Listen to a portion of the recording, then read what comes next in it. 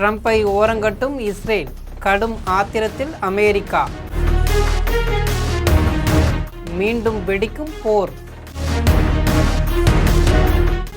ஒப்பந்தம் போட்டாலும் போர் ஓயாது என்பது போல் இஸ்ரேல் மற்றும் அமெரிக்கா தெற்கு லெபனானுக்காக வாய்வழியாக அடித்து கொள்ளும் கதையை ஜெம் தொலைக்காட்சி மூலம் பார்க்கலாம்.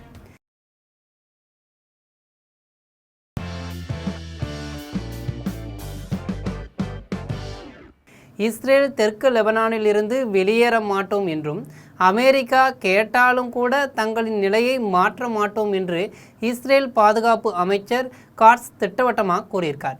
இந்த அறிவிப்பு அமெரிக்க அதிபர் டொனால்ட் ட்ரம்ப் அதிகாரம் இஸ்ரேலிடம் எந்த அளவுக்கு மோசமாக இருக்கு என்பதை வெளிச்சம் போட்டு காட்டியிருக்கு. இதேபோல் இஸ்ரேலின் இந்த நிலைப்பாடு அமெரிக்கா இஸ்ரேல் மத்தியிலான 60 நாள் கூட்டம் தடைபடவும் வாய்ப்பு இருக்கு. அமெரிக்கா கோரினாலும் கூட தாங்கள் அதை கேட்க மாட்டோம் என்று அவர் திட்டவட்டமாக கூறியதால் அமெரிக்கா இஸ்ரேல் மத்தியிலான உறவில் விரிசல் ஏற்பட்டிருக்கு. இஸ்ரேல் பிரதமர் பெஞ்சமின் நெதன்யாகு, பாதுகாப்பு அமைச்சர் காட்ஸ் மற்றும் இஸ்ரேல் பாதுகாப்பு படைத்தலைவர் ஆகியோர் இணைந்து வெளியிட்ட அறிக்கையிலும் இஸ்ரேல் படைகள் லெபனானில் தீர்க்கமாக செயல்படும் என்று கூறப்பட்டிருக்கு. இந்த அறிக்கை தெற்கு லெபனானில் இஸ்ரேல் தொடர்ந்து இருக்கும் என்பதை உறுதிப்படுத்துகிறது.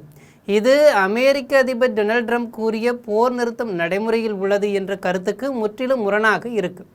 தற்போது இஸ்ரேல் தெற்கு லெபனானில் தொடர்ந்து குண்டுவீச்சு நடத்தி வருகிறது. கடந்த சில மணி நேரங்களாக பெய்ரூத் நகருக்கு மேலே இஸ்ரேல் ட்ரோன்கள் பறந்து கொண்டிருப்பதாகவும் தகவல்கள் வெளியாகியிருக்கு. இதனால் லெபனானின் தெற்கு பகுதிகளில் பதற்றம் தொடர்ந்து வருது. இஸ்ரேல் படைகள் லெபனானில் தொடர்ந்து செயல்படும் என்று இஸ்ரேல் தலைமை தெரிவித்திருக்கக்கூடிய நிலையில் அங்கு போர் நிறுத்தம் நடைமுறையில் இல்லை என்பது தெளிவாக தெரியுது. இது அமெரிக்கா ஈரானுடனான பேச்சுவார்த்தையில் பெரும் பாதிப்பை ஏற்படுத்தும் எனவும் எதிர்பார்க்கப்படுகிறது. தெற்கு லெபனான் ஏன் இஸ்ரேலுக்கும் அமெரிக்காவுக்கும் முக்கியம் என்று கேட்டால், தெற்கு லெபனான் இஸ்ரேலின் வடக்கு எல்லையை ஒட்டிய ஒரு பகுதி. அங்கு ஹெஸ்புல்லா அமைப்பின் செல்வாக்கு அதிகமாக இருக்குது. ஹெஸ்புல்லா தாக்குதல்கள் இஸ்ரேலின் வடக்கு நகரங்களுக்கு பாதுகாப்பு அச்சுறுத்தலாக இருப்பதாக இஸ்ரேல் கருதுது. அதனால் எல்லை பாதுகாப்பிற்காக தெற்கு லெபனானில் இராணுவ இருப்பை தொடர விரும்புது. அமெரிக்காவுக்கு ஏன் முக்கியம் என்று கேட்டால், அமெரிக்கா மத்திய கிழக்கில் பெரிய போர் வெடிக்காமல் இருப்பதை விரும்புகிறது. இஸ்ரேல் மற்றும் லெபனான் இடையே போர் நீடித்தால் ஈரான் மற்றும் அதன் கூட்டணி அமைப்புகளும் நேரடியாக ஈடுபடவும் அபாயம் இருக்குது. இது எண்ணெய் விலை, உலக வர்த்தகம் மற்றும் பிராந்திய பாதுகாப்பை பாதிக்கக்கூடும். இதனால் போர் நிறுத்தம் மற்றும் அரசியல் தீர்வை அமெரிக்கா ஆதரிக்கிறது.